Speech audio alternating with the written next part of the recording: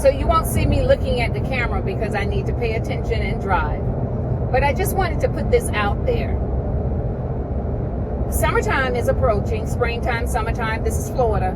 It gets hot. And my question to you is, what do you do in the summertime when you wear the wig year round? I had a client call me and say that she couldn't give up the wig. Now, when she first came to me, her hair was maybe an inch long, like that. It was very difficult for me to even braid. So after working with her hair, giving her her conditioning treatments and all that good stuff, I would say within about 4 months, she had about this much hair. She had a good 3.5 inches on her head. So it was very easy for me to braid. She liked her hair, but still didn't have the confidence to take the wig off. So I would braid her hair down and she would put the wig back on. My instructions to her was, as soon as you get home, take the wig off, because people don't realize that wig provides a lot of friction. Now, I'm talking to the women of a particular age because our hair naturally gets soft. It starts to thin out, and it's more, it's coarse because of the grays. I don't care if you're coloring your hair or not. If you're covering the grays, it's still gray underneath, it's still gray. You're just filling it up with color. So she decided she just can't deal with her natural hair. She does not like the way that she looked with her natural hair, and she just give up. She wanted to just wear wigs for the rest of her life. To me, that was a very, very, very sad conversation to have with her. To say that you don't like the way you look with your natural hair. To say, for all my Christians out there, that you don't like what God did to you or for you, that he made a mistake. I just think that people who wear the wig constantly every day, it just makes no sense to me unless you have to. Now, we do have people that suffer from alopecia. I understand that. And I am the person to come to when you are suffering with hair loss, or if you are trying to get your hair to the healthiest state.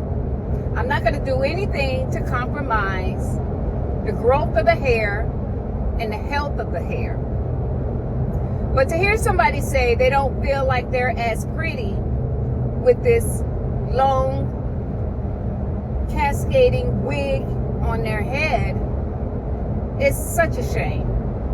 And the reason I say that it's such a shame, because to me, and you just don't realize, I just ran over a big garbage bag. Thank God nothing was in it.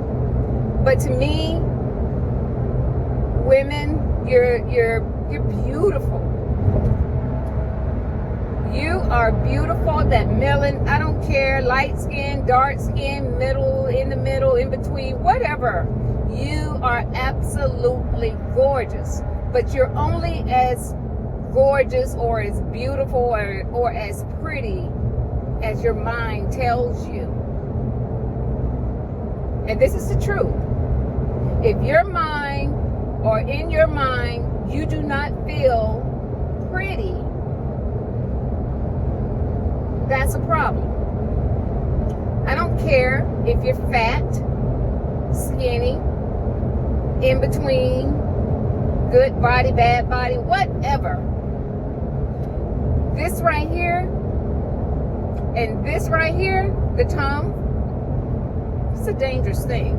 You have to be careful what you speak and what you say. And I don't know why we feel like, if we put on this wig, we're a whole different person, like it's a Superman cape. Because when people can look at you and go, oh my God, that's a nice wig. Where did you get your wig from? what's the purpose of wearing a wig? A wig to me, when I can look at you and tell you have on a wig, it's a problem. Or somebody else that's not with the trained eyes that I have can look at you and go, oh my God, I love your wig. Where'd you get that wig from? Right off the bat, who did your weave? Or what? Something's wrong. Because the reason I say that, because it's supposed to look realistic. If what you're wearing on your head does not look realistic as far as I'm concerned, I don't like it. But that's my opinion. And this is my channel about my opinion. And I want you to say, you know, whatever you feel, you can write in the comments. But I do say it's very unfortunate that you do not feel pretty until you put this on. Whatever you do, and I'm not against wigs. Don't get me wrong, I am not against wigs, but I am against wearing them every single day and making them a part of your identity. When you make a wig part of your identity, this is who I am. And when I take it off at night or whatever I do, then I'm less than. When I put it on, I'm Superwoman. And when I take it off, I'm no one. There's something wrong with that. And I seriously think we, all black women, should compliment each other more. Every time I go to a store, let me tell you something, I find somebody in there to compliment, because I think it's so important. I am going to find something on them that I can say, wow, I like that. You look pretty. You look beautiful. I love your hat. I love your shoes. I love your lipstick. Whatever. I love your hair.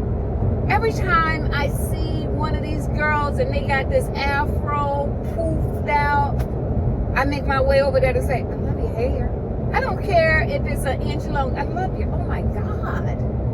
Because that shows that they are comfortable with who they are and who God made them to be. Once again, I'm not talking about those who are suffering with alopecia. And let me say this too, because I can't tell you how many young girls come through with something going on, mainly traction, that they caused themselves. And then, they caused it themselves. And the wig, from wearing the wigs all the time, and now thinking, okay, I want to wear my natural hair, but all of this is gone. The perimeter is gone. And then I look at their hair, because I have this machine that I can look at their hair and tell if those follicles are just dead or what's going on. If they stop wearing the wig, maybe the hair will come back. So when I look at that, I make sure, first of all, I'm very honest. I have to be honest, because I don't want anybody to think I'm a miracle worker, because I'm not. I do what can be done to the best of my ability from my 15 years of working with hair loss. So, in saying that, some people, it's induced when it don't have to be. And anybody out there that's listening to me, please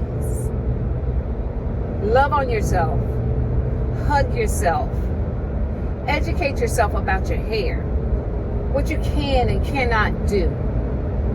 Our hair is super, super, super, super fragile. And I don't get into protective styles, because protective styles are okay but they're not a lifetime style for you to put that wig on every day. Because what happens, people come in, and it's like, oh my God, my hair is so long, it's grown so long since I've had it in my protective style for like 3 years. Yes, the hair will continue to grow. If the follicles are open, the hair will continue to grow. And by the time I do what I do, I shampoo the hair, clarify the hair, and moisturize, shampoo the hair, and do all these things, steam treatment, make the hair really as healthy as possible as I can with the time allotted. So by the time I finish all of that, blow out the hair, whatever they want. Say if they want a press, okay.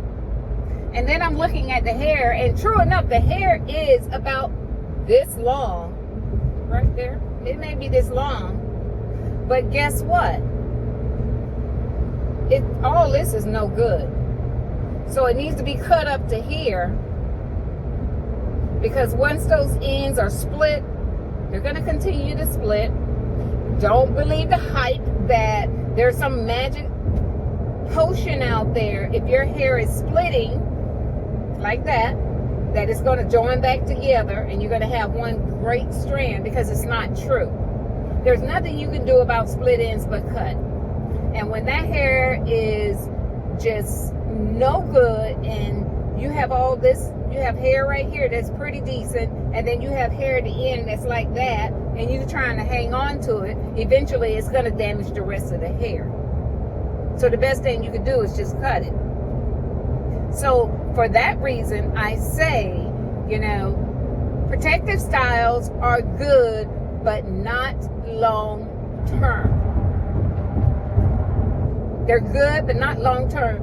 Protective styles are not made to be protective styles for. Now, if you're just wearing your hair in a protective style without that wig on, that's one thing, and your hair still got to be hydrated. But if you're wearing your hair in a protective style without all that friction of a wig, because that's friction, then you're okay. If you just like wearing your hair braided. But it's another thing when you gotta you're wearing a protective style and got something smothering it up and causing friction on your hair strands. That's not good. And I don't care what nobody say. They can say, oh, it's all in how. It is not good long term. Your hair should not be smothered like that long term. And I don't care who wants to challenge me on that, because I'm telling you what I know, especially women of a particular age. Hold on. If your goal is to hold on to your hair, even if you're younger, if your goal is to hold on to your hair, you need to manage how often you put those wigs on your head, because they're no good. They're no good. And the people that's sitting down in China making this hair, and that's a whole nother segment. I'm not going to get on to that, because if they have found a way to make their coins, that's their business. That's their business. Good for them. But I hate how they are profiting off of our misfortune of losing our hair in the process, making things that are not good for us and giving them to us, and we go out there and buy it. Good darn well if silky, straight,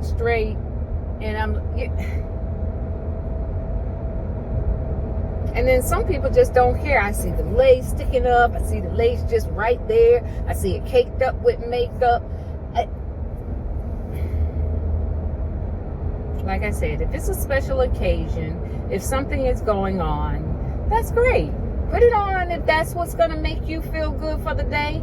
But that piece of material or cap or whatever, wig, whatever, should not make you feel whole. It should not make you feel whole. If you don't feel whole without it, if you can't go to your local grocery store without it, if you can't show up for church without it, if you can't do anything without it, and you have hair underneath that you can wear, but you, in your mind, feel that you're not pretty enough, there's a problem. And it makes me sad. Because, I want you to love yourself inside and out. And I'm sure I'll have some people, I love myself. I don't care what you say. I love myself. I just do this because I don't have time. Yeah, you do have time. And I know you think, well, I don't have that chicken go hair. White people can just get up and go. No, they don't. They get up, they make that time because it takes time to blow that hair out in the morning. Most of the time they wash the hair in the morning. They're blowing the hair out in the morning. And that takes time.